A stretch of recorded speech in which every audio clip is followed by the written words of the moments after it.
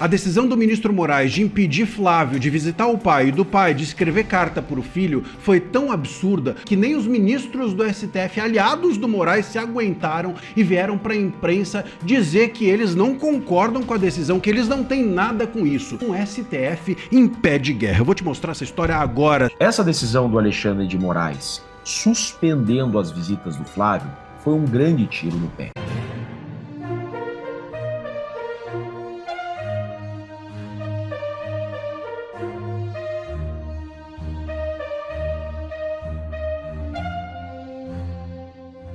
Presidente eleito da Colômbia quer tomar posse em quartel militar. É isso mesmo? O presidente eleito da Colômbia, Abelardo de la Espriella, reafirmou nesta terça-feira a intenção de tomar posse em uma guarnição militar. Ele solicitou ao Congresso autorização para a posse em um quartel, ao destacar que a escolha é simbólica e visa a homenagear as Forças Armadas, apesar da proibição do atual presidente Gustavo Petro. Em mensagem publicada nas redes sociais, Espriella pediu ao Congresso colombiano autorização para realizar a cerimônia em um quartel no sul do país. Urgente. O AB se insurge contra a decisão de Moraes que atingiu Flávio. É isso mesmo. A Ordem dos Advogados do Brasil encaminhou nesta terça-feira um ofício ao ministro do Supremo Tribunal Federal, Alexandre de Moraes, solicitando que seja autorizada a visita do senador Flávio Bolsonaro ao ex-presidente Jair Bolsonaro. A manifestação ocorreu após a entidade receber uma representação apresentada por Flávio, que argumenta atuar como advogado constituído do pai. No documento, a OAB defende que sejam preservadas as prerrogativas da advocacia e pede que o ministro assegure o contato entre advogado e cliente para fins profissionais, ainda que sejam adotadas medidas de cautela consideradas necessárias. A decisão do ministro Moraes de impedir Flávio de visitar o pai e do pai de escrever carta para o filho foi tão absurda, foi tão ridiculamente antijurídica que nem os ministros do STF, aliados do Moraes, se aguentaram e vieram para a imprensa dizer que eles não concordam com a decisão, que eles não têm nada com isso. E esse é um elemento importante porque mostra que a perseguição à direita, tão comum durante as eleições por parte do STF, nesse ano vai ser feita com um STF em pé de guerra. Eu vou te mostrar essa história agora. Segundo o Matheus Teixeira da CNN, 2 ministros do STF aliados do Moraes, hein? Da turminha dele. Não são os 2 que você tá pensando. Não são eles. Bom, esses aliados do Moraes vieram à imprensa, claro, sob reserva, porque não tem coragem de confrontar o Moraes em público, mas vieram sob reserva criticar a decisão.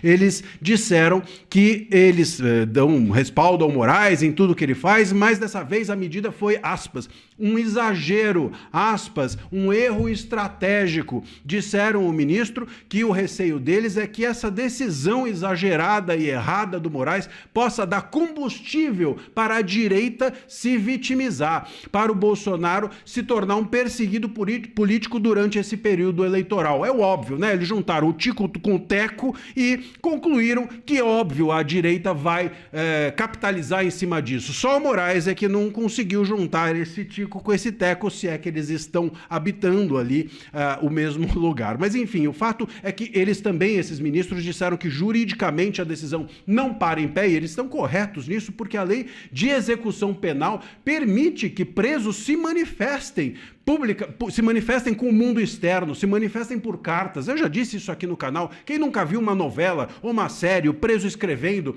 o próprio Moraes já permitiu que o Bolsonaro participasse de podcast, participasse de entrevista para a imprensa. Como é que ele então não poderia escrever uma carta para o seu filho? Óbvio que isso não faz o menor sentido. Até o próprio Zanin, esses ministros até lembraram disso. O Zanin já apareceu diversas vezes durante a prisão do Lula, que recebeu todo mundo, que escreveu carta para todo mundo, que foi visitado até pela monja Cohen. Imagina só, uma monja visitando o Lula e o Bolsonaro não pode receber nem o filho. Imagina o absurdo. Mas enfim, que o Zanin já apareceu até na imprensa durante a prisão do Lula, lendo carta do Lula para o seu eleitorado. Enfim, a gente está claramente diante de um perseguido político. Esses ministros entenderam isso e aí é que vem o elemento que eu inicialmente falei.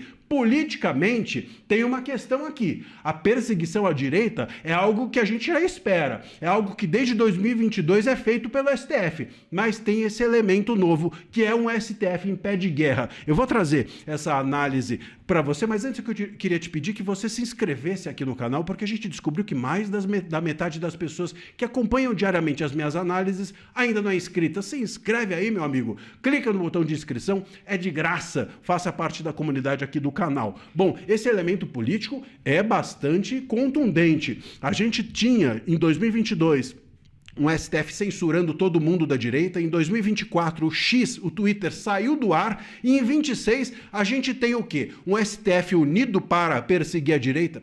Aqui é que não entra a história da mesma forma que em 22 e em 24. A gente tem agora em 26 um STF que, ao perseguir a direita, está em pé de guerra. Nem os ministros da ala do próprio Moraes estão com ele, estão concordando com o que ele vem fazendo. Então, talvez essa briga entre os ministros do STF possa anular a perseguição que eles estão promovendo contra a direita. Possa, quem sabe, inclusive, explicitar essa perseguição a uma imprensa que muitas vezes é conivente, para não dizer a maior parte das vezes, é conivente com essa perseguição. Bate palma para a perseguição que é feita à direita. Então, talvez a gente tenha um elemento importante durante essas eleições, que é briga entre ministros, anula a perseguição a que a direita está acostumada a receber desses ministros durante os últimos anos, sobretudo os anos eleitorais. Tomara, porque a gente precisa de eleição onde o voto importante é o do povo e não o de ministros. Deixa aqui o seu comentário e a gente vai seguir atento a essa história. Meus amigos, esse vídeo aqui é muito importante e eu dividi ele em duas partes. Lembram quando a nossa mãe dizia assim, eu avisei? Pois é, esse vídeo é mais ou menos isso. A gente começa com essa notícia aqui que mostra que Alexandre de Moraes não é mais unanimidade.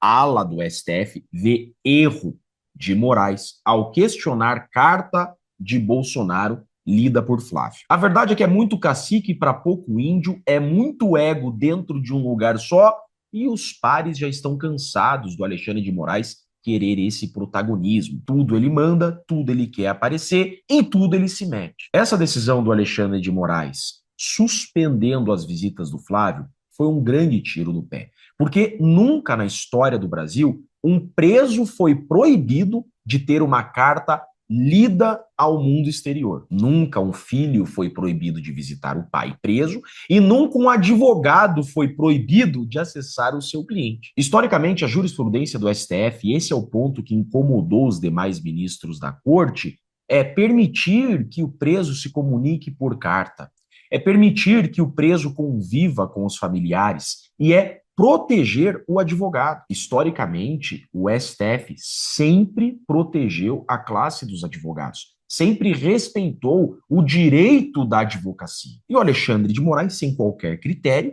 ele ligou a metralhadora para tudo que é lado. Isso não é bom para a imagem da corte. Isso acaba afetando todo o STF e todos os ministros. Quantos ministros do STF já foram advogados um dia? Por exemplo, Zanin, hoje ministro do STF, foi advogado do Lula na Operação Lava Jato. E olhem só isso daqui. O próprio Zanin leu na porta da Polícia Federal, aqui, ó, minha República de Curitiba, cartas do Lula, por diversas vezes. Ao povo brasileiro, não troco minha dignidade pela minha liberdade. Tudo que os procuradores da Lava Jato realmente deveriam fazer é pedir desculpas ao povo brasileiro. Uma carta política do Lula, lida pelo seu advogado na porta da Polícia Federal para os seus eleitores. Nunca isso foi questionado. E agora, Alexandre de Moraes toma essa decisão arbitrária. Como fica o Zanin nesse momento, por exemplo? Isso foi um baita tiro no pé e reprovado por todos os outros ministros do STF. E agora entramos na segunda parte do vídeo, naquela parte que a mãe fala, eu avisei.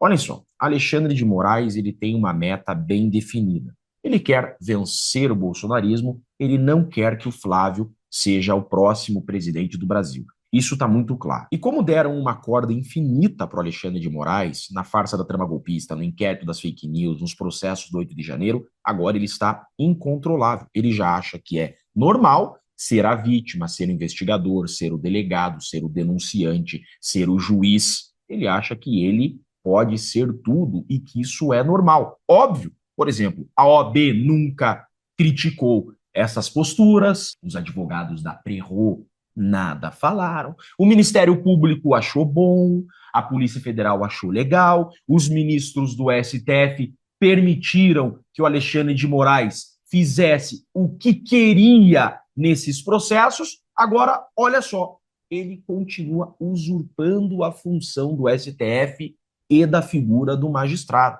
Moraes aciona o Ministério Público Eleitoral para investigar Flávio por suposta propaganda antecipada. Desde quando, na história do mundo, desde quando na história do STF, um ministro do STF aciona o Ministério Público Eleitoral por uma questão eleitoral? Isso aqui é papel exclusivo da Justiça Eleitoral. Papel exclusivo do Ministério Público Eleitoral. Nunca na história da magistratura brasileira você teve um ministro do STF usurpando essa função. Mas isso estava na cara que ia acontecer. Por isso eu brinquei. É a hora que a mãe fala. Eu avisei. Olha só, eu avisei, eu mostrei diversas vezes que nessa eleição o STF ia usurpar as funções do TSE, porque o TSE tem como presidente Nunes Marques e vice-presidente André Mendonça. Então, a ala lulista do STF, essa ala que quer a reeleição do Lula, não ia permitir que o TSE conduzisse as eleições.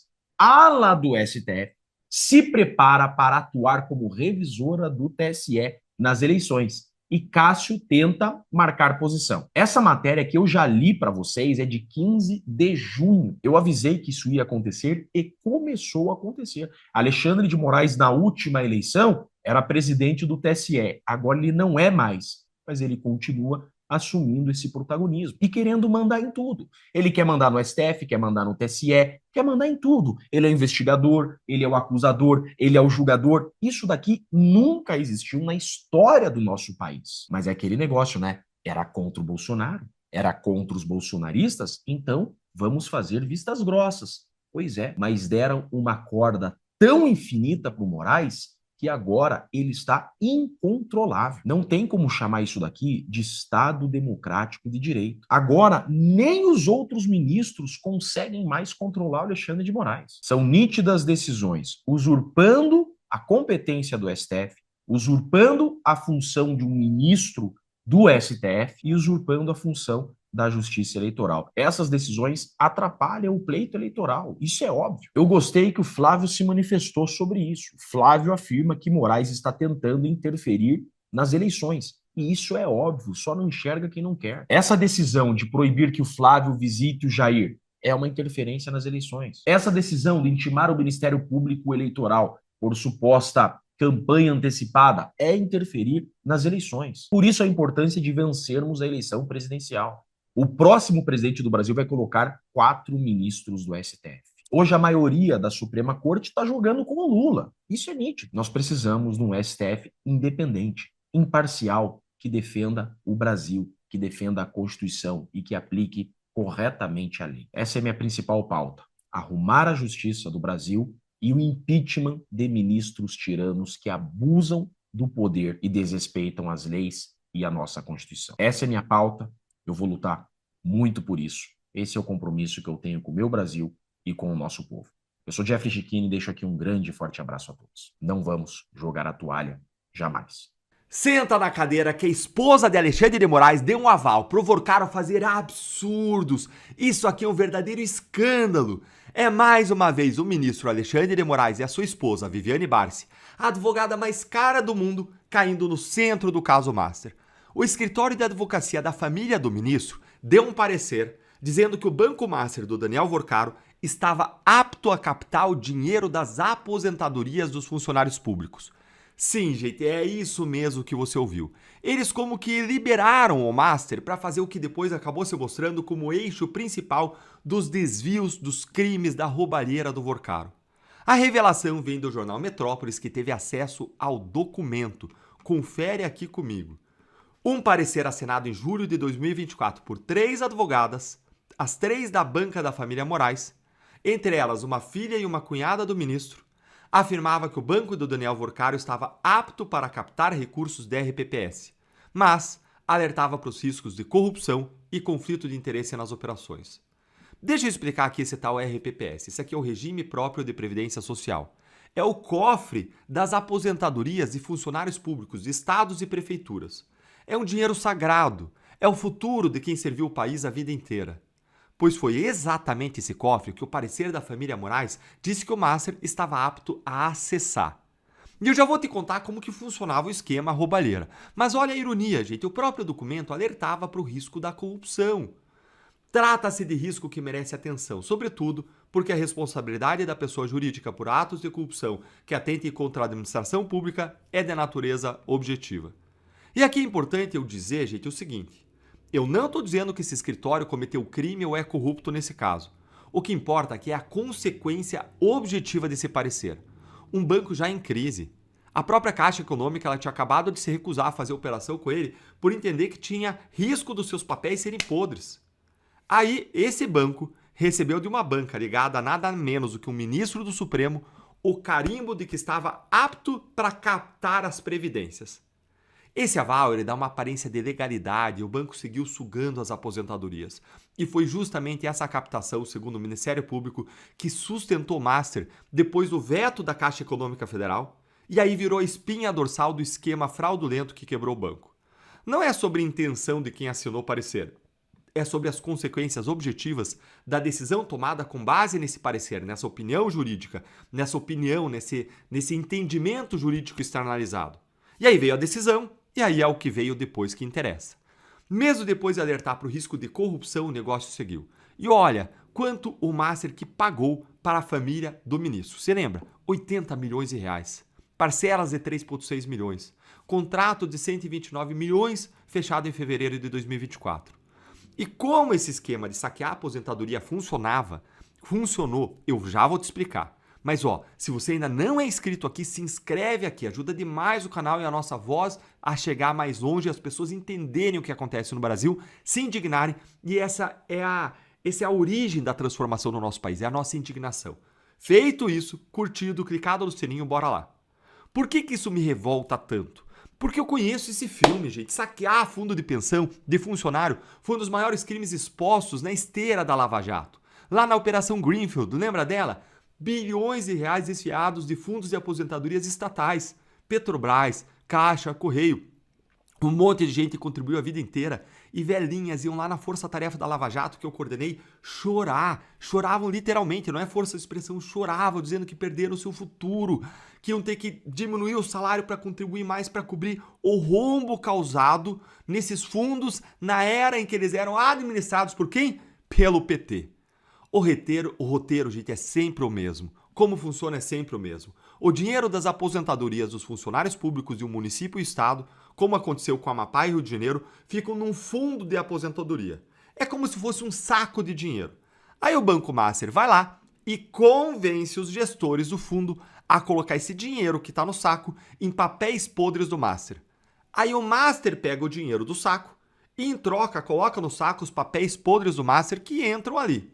E aí, quando o Master quebra, o saco das aposentadorias fica vazio. O dinheiro do aposentado é o mais fácil de saquear, é o que menos aparece. E muitas vezes os gestores do fundo, que controlam o saco, eles fazem essa operação porque eles recebem propina para fazer isso. É exatamente isso que André Mendonça está investigando lá no Rio de Janeiro e no Amapá, onde o fundo ele tem ligação com ninguém mais, ninguém menos do que Davi Alcolumbre. O quadro, gente, então era o seguinte. O banco afundando, o escritório da família do ministro dando aval e embolsando 80 milhões e o dinheiro das aposentadorias bancando a farra, desaparecendo. Isso precisa ser investigado até o fim. E quem tem o dever de fiscalizar os poderosos, inclusive o Supremo, que está enrolado nisso, é o Senado. Procurados pelo Metrópolis, o escritório e o ministro não quiseram comentar. É por isso que eu quero ir para lá, para tirar isso a limpo. Porque a gente precisa, sim, junto, fazer essa história ser esclarecida, responsabilizar quem tiver que ser responsabilizado, por mais poderoso que seja. E para isso, para a gente chegar lá e fazer essa diferença, a gente precisa junto engordar uma vaca. Deltan engordar uma vaca, sim, gente. Engordar uma vaca, que era uma vaquinha, tá virando vaca, e precisamos que ela vire uma vacona. É a minha vaquinha eleitoral que você vê aí na tela. E com qualquer valor nesse site Quero Apoiar, você passa a fazer parte desse movimento de transformação por meio da minha pré-candidatura ao Senado. Vem junto então se unir a 1.500 pessoas, 1.503, acabou de mudar o número, que já se uniram para ajudar a criar essa vaca que vai atropelar os abusos do Supremo. O link tá na descrição, tá nos comentários. Opa, achei que tinha mostrado para vocês, tá aí agora na tela. O link tá na descrição, nos comentários. Agora me conta aqui embaixo. Você confia num Supremo cuja família fatura milhões do banco que o Estado tenta responsabilizar? Conta aí pra mim, curta o vídeo, vira membro para apoiar nosso trabalho. Um grande abraço, até o próximo vídeo e quem sabe você vai ser aqui a pessoa 1504 que está se somando a esse grande esforço coletivo de mudança do país por meio dessa pré-candidatura. Um grande abraço. Bom pessoal, esse foi mais um vídeo, eu espero que vocês tenham gostado. Se vocês gostaram, deixa o like aqui para fortalecer nosso canal. Logo eu volto trazendo mais informações da política para vocês. Um forte abraço, fiquem todos com Deus e até a próxima.